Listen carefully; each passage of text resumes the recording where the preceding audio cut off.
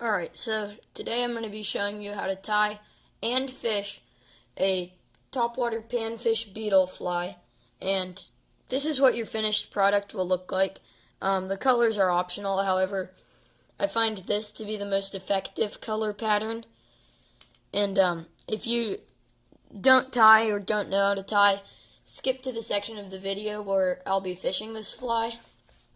But the hook I have in the vise it's not a fly tying hook, it's a bluegill hook, like a bait holder style hook, and it was originally curved, so I bent it back, but I find that the straight eye works really well for these.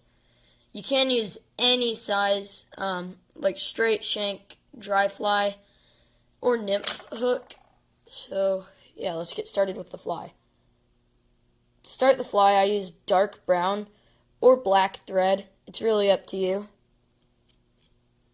And you bring the thread base all the way towards the bend of the hook. You want to bring the thread base further back than usual, so I bring it back to a little bit down the bend. Now, you want to take a black foam strip and you cut the end to have a triangle point like this so that the thread can grip into it. Lay it down, start tying in at the triangle, and begin wrapping back. Once you reach your desired point, bring it back forward to mash down the rest of the stray foam.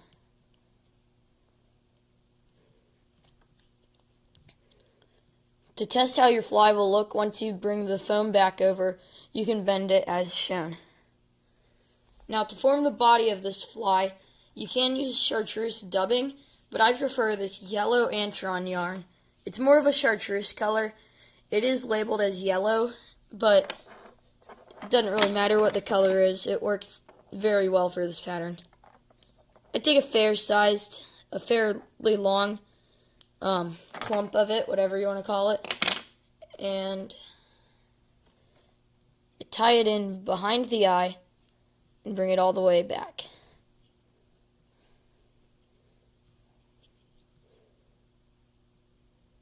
Begin wrapping your antron yarn.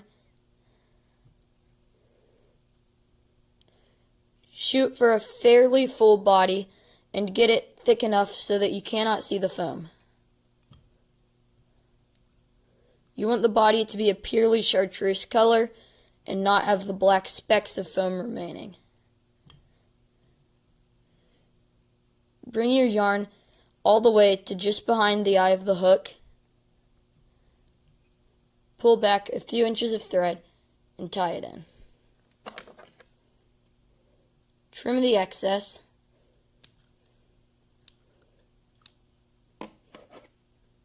There's a little stray bit right there. And try not to cut my thread. Now tie some of the excess down. You do not have to completely tie it down, and in the end, it doesn't really matter to the profile of the fly. However, I like my flies to look fairly neat. Now bring your foam forward. Take 2 tight wraps to secure it, preceded by more tight wraps. Trim off a head in the desired size. Now take these chartreuse yellow rubber legs. Again, this is a reminder that you can use really any color legs with any color foam and any color body that you have, and it doesn't matter to the profile of the fly. I have tied this fly in probably 10 to 12 different colors by now. The first leg you want to be about this long.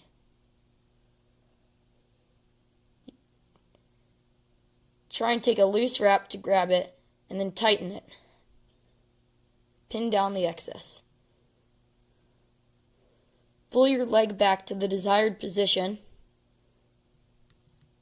and it will be pointed almost straight out with a very slight point back.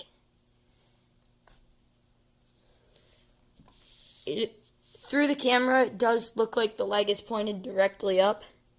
It is not. However, I am going to pull it back down so that it looks less like that.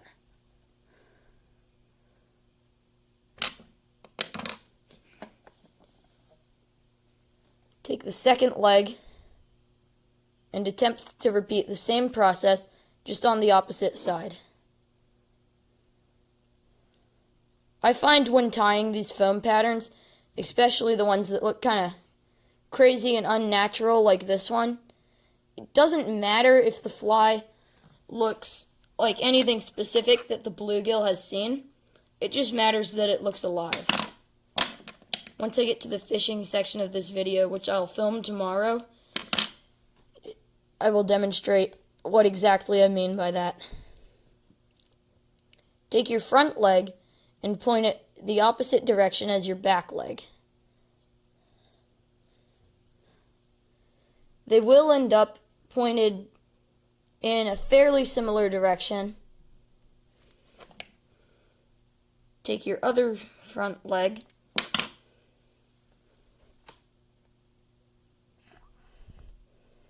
and bring your thread between the two legs and catch this leg with a thread wrap.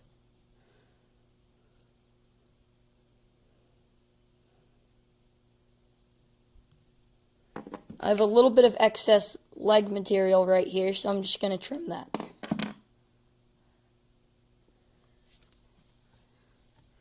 Now you want to get your Antron yarn back out.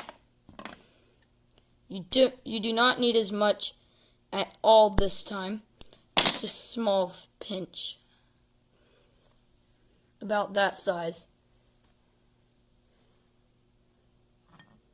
Now take your yarn and tie it in front of the legs so as not to disturb the legs. Bring it in between both the front and back legs, splitting them apart.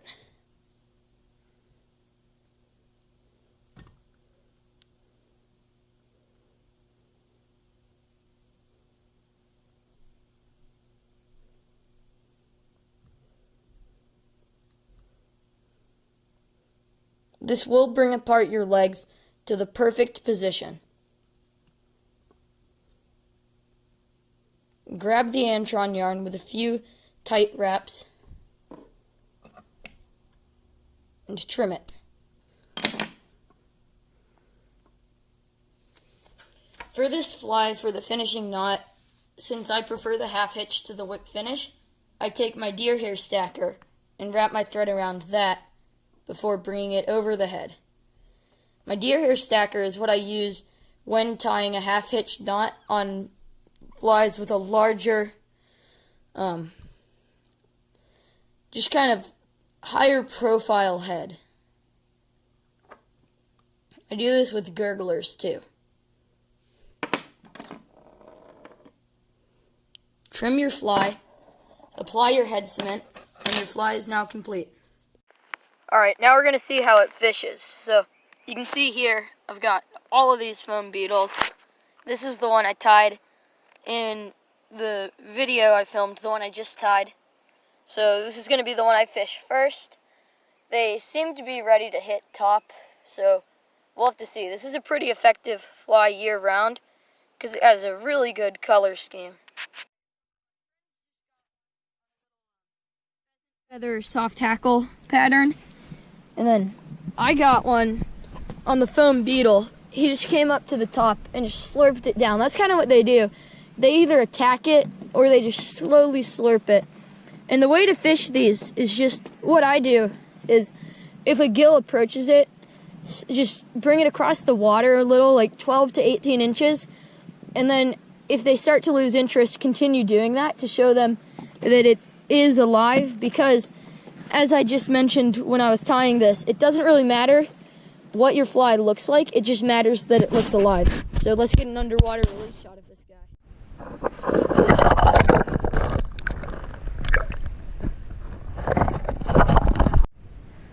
Alright, so my friend just got another one on the same pheasant feather soft tackle. Here, come with the pliers. You kind of swallowed it. Small little guy.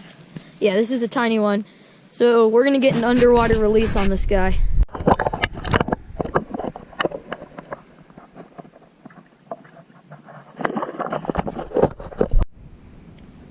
Alright, so that's about what I wanted to show you. So I am going to do a quick demonstration on like how to fish it, and then just get some random underwater footage to play around, see if I can see some minnows in a creek and some brim in a creek.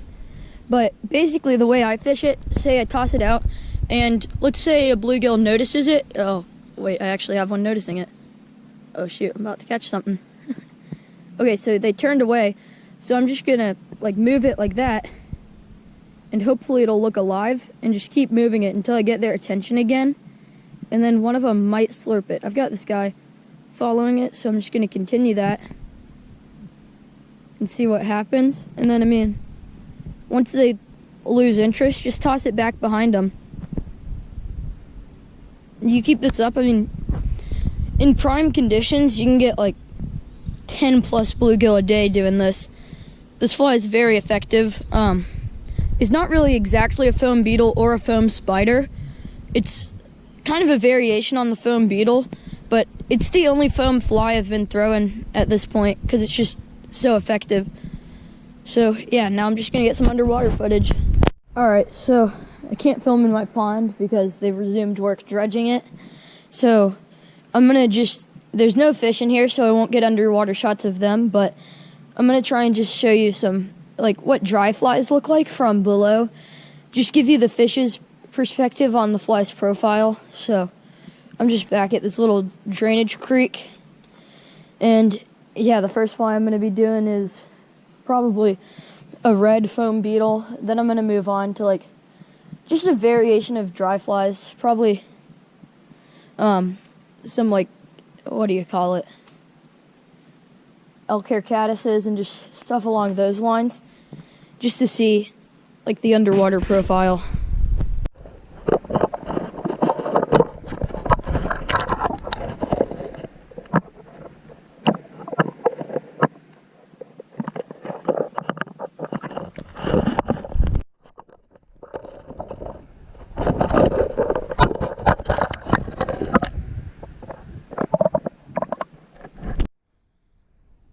Alright, thanks for watching this video. I hope you enjoyed it and learned something from it. If you did, then please subscribe. Yeah, I'm going to try and come back here on Saturday when they're not dredging, as it will be a weekend.